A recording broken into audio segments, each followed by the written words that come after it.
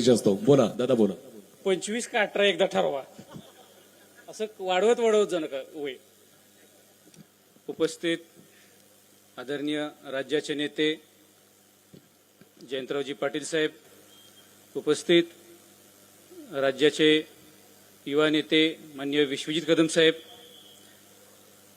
जिल्ह्याचे खासदार आम्हा सर्वांचे दादा विशाल दादा, उपस्थित नाईक साहेब, उपस्थित आदरणीय भाऊ, उपस्थित विक्रमदादा आणि देवराज दादांनी सर्व नावं घेतलेली मान्यवर. थोडंसं माझं नवीन ट्युनिंग आहे, नवीन क्षेत्रात आहे मी. पृथ्वीराज दादा कसल्याला पैलवान आहे, मी व्यवसायात नाही ह्या राजकारणाच्या पटलावरती आलोय. त्यामुळे काय मागं पुढं झालं तर थोडंसं समजून घ्या, नाहीतर परत आमचा कुठं तर करेक्टचा डायरेक्ट कार्यक्रम होईल परत.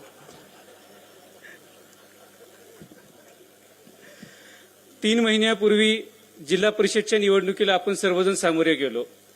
देवराजदादा सांगत होते सर्वेकडनं माहिती घेणं, सर्वे घेण्याचं काम चालू होत होतं.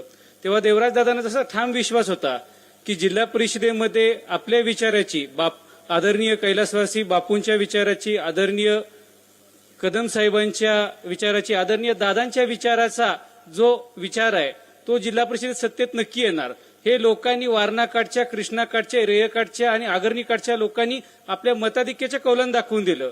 ही जी संधी आम्हा सर्व तुम्ही युवकांना दिलेली आहे, तर बाकीच्या आमच्या सर्व सदस्यांनी दिलेली आहे. हा तुम्ही दिलेला जो विश्वास आहे मताच्या रूपानं, हा कुठेही व्यर्थ जाणार नाही याची हमी आम्ही सर्व मित्र म्हणून एकत्र तुम्हाला देत आहोत.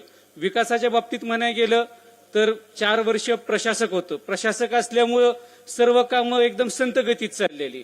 काही कामांचे शासन निर्णय परस्परच व्हायचे वरच्यावर, खाली जिल्हा परिषदला लोकप्रतिनिधी नसल्यामुळं काय खालीपर्यंत पोहोचतच नव्हतं. पण आता तसं काही होणार नाही. सर्वजण नवीन तरुण मंडळी आम्ही एकत्रित आहोत.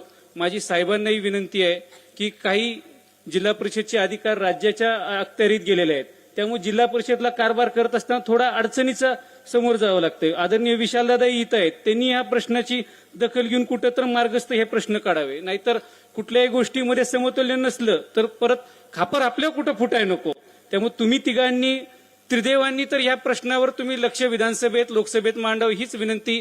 आणि येणाऱ्या काळात हे जे विजयाचं रथ आहे तो कसा आम्ही पुढे नेता येऊ आमच्या माध्यमातून, आणि आम्ही सर्व तरुण जिल्हा परिषद सदस्य कसे एकत्रितपणे या 3 नेतृत्वांना राज्यात फिरण्यासाठी मोकळी देऊन आपण एकत्र काम करू आणि पूर्णपणे हा राष्ट्रवादी काँग्रेस या सर्वच्या विचारानं, बापूंच्या, कदम साहेबांच्या विचारानं पुढे जाऊ, एवढीच गवाही देतो. जय हिंद, जय महाराष्ट्र.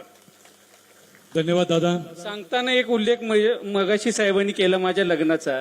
तुमच्या सभापती निवडीवर माझं असं प्रश्नचिन्ह पडलेलं, तिकडे विट्यात एकाचा बीपी वाढलेला की ह्याचं काय ठरतंय का नाही, हा आपला नुसता फिरवतोय नुसतं सगळीकडं.